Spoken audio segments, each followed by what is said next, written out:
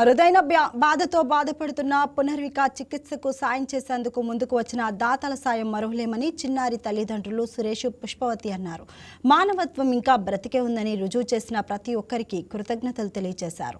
ప్రాణాంతక వ్యాధితో పోరాడుతున్న తమ బిడ్డకు అండగా నిలిచిన సమాజానికి రుణపడి ఉంటాము అన్నారు.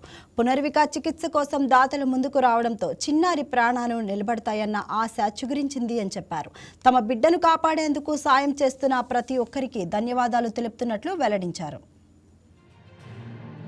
మీ అందరికి తెలిసే ఉంటుంది, దానికి SMA type 1 అని చెప్పేసి ప్రాబ్లం వచ్చేసి పాపకి 5 months తర్వాత బయటపడిందండి. బయటపడిన తర్వాత ఏ విధంగా వెళ్ళాలి ముందుకు అని చెప్పేసి అయోమయం ఉన్న టైంలో కొంత సపోర్ట్ తీసుకున్నానండి. వచ్చేసి లోకల్ కొన్ని న్యూస్ ఛానల్స్, కొన్ని పేపర్ ప్రకటనలు ఇలా ముందుకెళ్ళాను.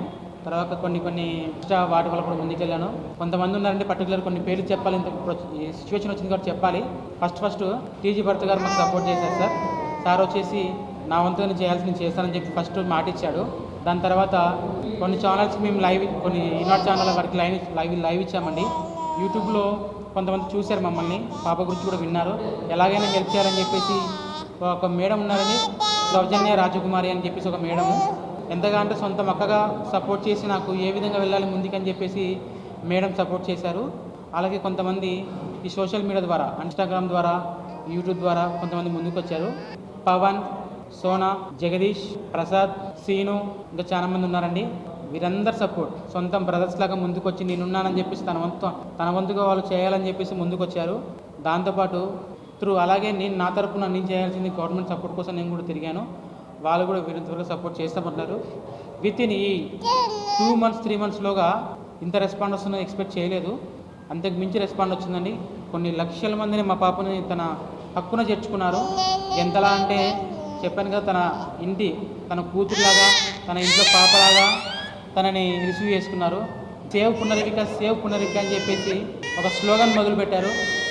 ఈ షార్ట్ టైంలో ప్రజలు ఎలా రెస్పాండ్ అయ్యారంటే దాదాపుగా ప్రజల దగ్గర నుంచి దగ్గర 10 కోట్ల దాకా అమౌంట్ ఫండింగ్ జరిగిందండి.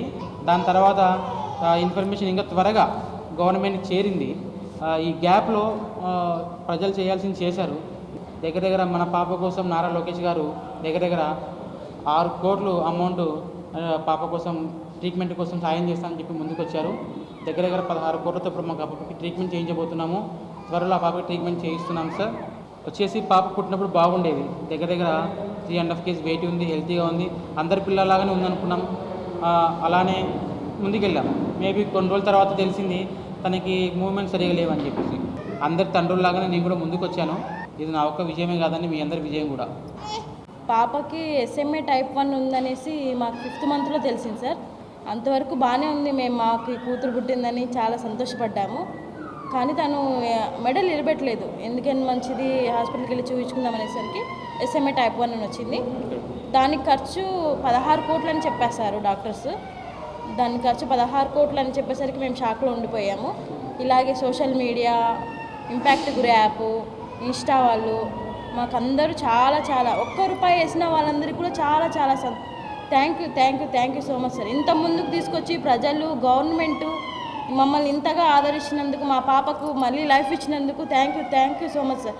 మీ అందరికీ తెలిసే ఉంటుంది. Please subscribe to YK TV Network. Please subscribe to YK TV. Please watch YK News. Don't forget to subscribe YK News channel.